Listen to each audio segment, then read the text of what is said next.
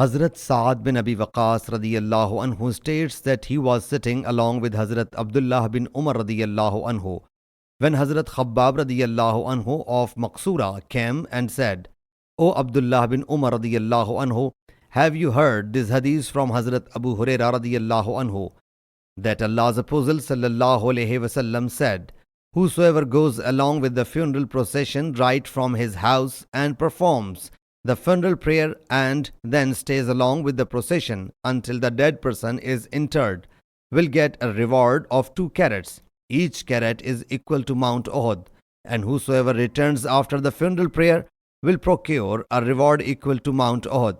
Hazrat Ibn Umar radiyallahu anhu sent Hazrat Khabbab radiyallahu anhu to Hazrat Aisha radiyallahu anha for the verification of this hadith.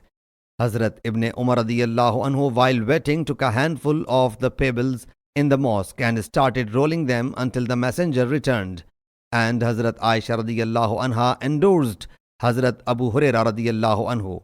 Hazrat Ibn Umar radiyallahu anhu cast the pebbles in his hand away and said, we have lost many carats. Sahih Muslim Hadith number 2192.